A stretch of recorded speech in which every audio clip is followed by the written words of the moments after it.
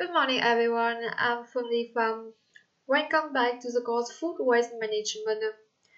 Today, we will continue the study unit with the second module, Food Waste Prevention and Reduction Strategy. In this module, I will introduce to you the practical strategy to prevent and reduce food waste across the food supply chain.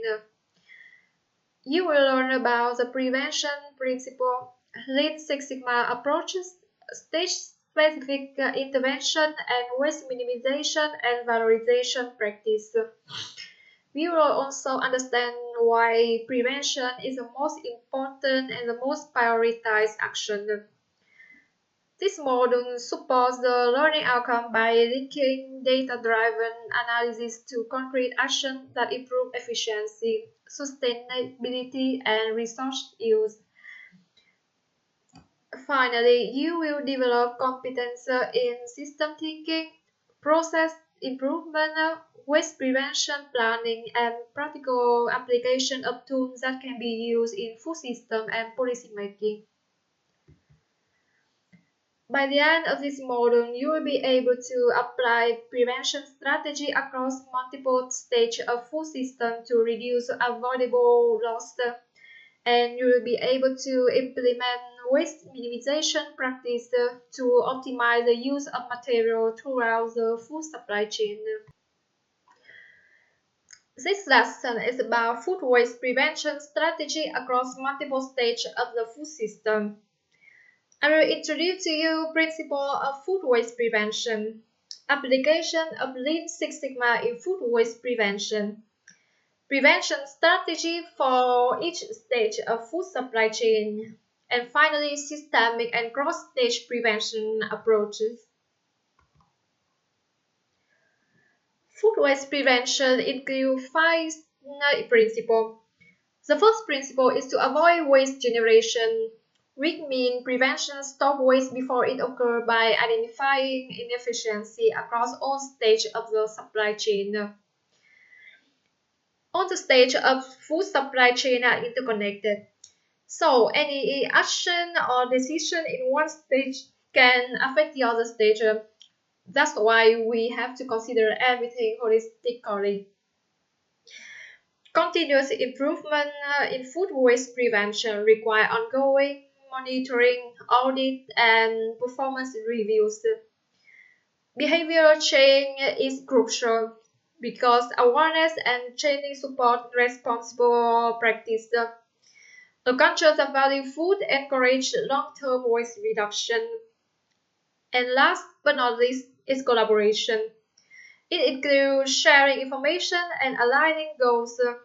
In this way, we can resolve the problem like inconsistent standard, supply variability, and weak forecasting.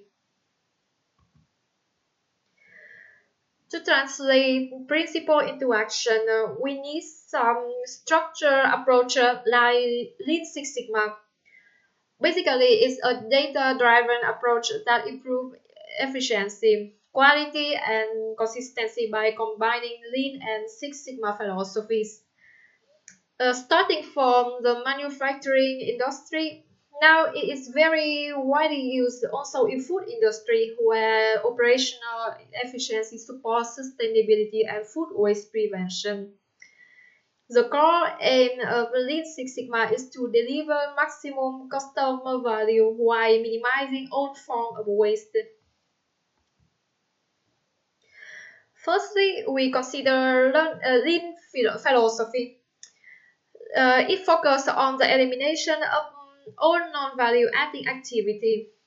It can help company prevent waste before it is created. There are eight types of waste that can be known as downtime. It includes defect, overproduction, waiting, non-utilized talent, transportation, inventory, motion, and excessive processing. Some waste is visible like defect and overproduction, but some other are not directly visible like waiting or motion. This is a philosophy that I really like because you can apply it not only in production or in the workplace, but you can also apply it in your own house to eliminate waste. Lean offers some very useful tools like value stream, which is a visual diagram of all steps in a process. With this one, you can easily detect the efficiency in your process. 5S, which is an abbreviation of sort, set in order, shine, standardize, and sustain. This is a workplace organization method to maintain efficiency, safety, and hygiene. Just in time, it means producing or delivering product only when they are really needed. And finally, Kaizen. It means continuous incremental improvement led by employee up all level. This final tool encourages the engagement of the employee in waste reduction effort. Six Sigma, on the other hand, is a methodology to minimize process variation and improve quality through statistical analysis and problem-solving framework. Originally, the term Six Sigma referred to 3-point form defect per million opportunity, but practically it means consistency and control. DMAIC cycle is a very useful method of Six Sigma. It includes define the problem, measure the waste or deviation, analyze the root cause, improve by implementing corrective actions, and control to maintain the improvement. So, in field work, lean including the elimination of all the waste to accelerate the process. Why Six Sigma prioritize the consistency and quality? Why is the Lean Six Sigma suitable for food waste prevention? It is because it not only improves resource use but also reduces the likelihood that edible food become waste due to inefficient or inconsistent operation. The structural process improvement like the DMAIC cycle provide a systematic way to analyze and solve food waste problem. Lean Six Sigma can help identify both direct and indirect waste. Standardization and quality control reduce defect, variability, and quality-related waste through consistent procedure and statistical control. Cross-functional and data-driven encourage collaboration across departments using data and process mapping to tackle the root cause. The continuous improvement culture integrate ongoing problem solving into daily operation to encourage waste prevention. And finally, Lean Six Sigma is very compatible with food safety systems like HACCP and ISO 22000 and also other quality frameworks. So, Lean Six Sigma is very useful, but it also has a lot of challenges in implementation. For example, limited data can hinder root cause analysis and the effective use of statistical tools. Lean Six Sigma works best within a culture of systematic problem solving, but many organizations has difficulty in implementation because they still rely heavily on informal practice. High product variability is a characteristic of food system because the natural variation in raw material make process harder to stabilize. And for this reason, Lean and Six Sigma tool have to be adapted to unpredictable input. Staff training could be an obstacle because many employees do not want to change and they also may have limited experience with analytical methods. So, successful implementation requires investment in training, coaching, and ongoing support.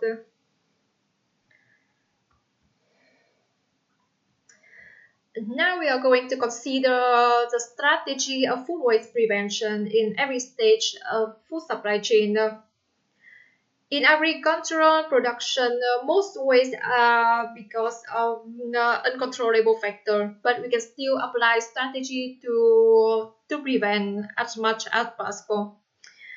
One of the strategy is using the improved cultivation and pest management.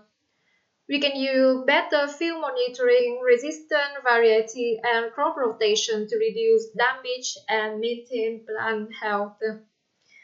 A better forecasting and scheduling can be used to avoid overproduction or deterioration. We can use enhanced storage and cold chain solution to slow down the spoilage of perishable crops. For the aesthetically imperfect but still edible produce, we can apply flexible grading standard. In this way, we can avoid their rejection. Cooperative logistics include shared transport, storage, or distribution to reduce delay, lower cost, and deliver fresher products. You may have heard about the term kilometer zero, which is a term that refers to the local products. Shorter transport distance reduces spoilage risk and support fresher and more stable local supply chain. In this stage, we can apply Lean Six Sigma to reduce waste like waiting or unnecessary handling. During the processing stage, there's a lot of opportunity to apply Lean and Six Sigma. For example, we can apply lean manufacturing to optimize the process. We can streamline workflows, adjust line speed, and reduce unnecessary movement or waiting to minimize delay and contamination risk. How quality control and standardization can benefit us? By using real-time monitoring and consistent procedure, we can detect early the deviation and avoid a large-scale product loss. Employee training is very important.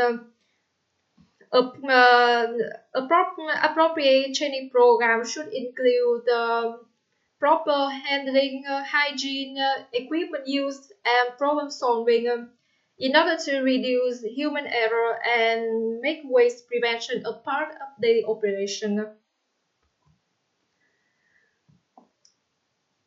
During the distribution stage, we can use just in time to optimize the inventory. Also, in this stage, dynamic pricing could be very useful. We can reduce the price of the products that are near expiration to encourage faster turnover and prevent discard. Temperature and humidity monitoring is important to maintain the quality of the product. So we can apply automated alert and continuous monitoring to maintain safe storage conditions. Some innovative packaging like modified atmosphere packaging or vacuum seal packaging can be very useful in extending shelf life and maintaining product quality. Supplier and retailer collaboration includes shared data on forecast, shelf life, and delivery schedule in order to align production and distribution, reduce risk, and minimize product arriving with short shelf life. In food service, also staff training is very important. We can teach the staff proper storage, first in, first out rotation, preparations technique, and spoilage recognition, and how to adjust production when demand is variable. In the menu, we can use the same ingredient for many dishes. We can apply seasonal menu and use simpler menu structure to avoid buying too much raw material. Portion sizing offer flexible portion option and standardized serving food to prevent plate waste. And we can also apply real-time waste checking. Use a digital tool to record and serve list, plate waste, and expired item. In this way, we can analyze trends to adjust purchasing, recipe, and production. At consumption stage, we can apply meal planning and shopping lists to avoid over purchasing and duplicate items. A clear understanding of date label, in particular the term best before and used by, should be applied to prevent an unnecessary disposal of edible food. Storage and portioning education is very important. We can teach proper storage, fridge organization, first in, first out rotation. Again, is also important in this stage. And leftover handling to extend shelf life and avoid spoilage. Leftover utilization campaign could be very useful, very interesting among the young generation. We can promote creative reuse of cooked food through recipe challenges and community initiative. So, because action taken at one stage often affect the other stage, coordinated and system-wide approaches help reduce waste more efficiently. The integrated strategies include the supply chain coordination, chef forecast, seasonal trends, and inventory data that can be shared so producer and processor and retailer can plan accurately and avoid overproduction and overstocking. Digital traceability system includes sensor and digital record can be used to check condition and product movement.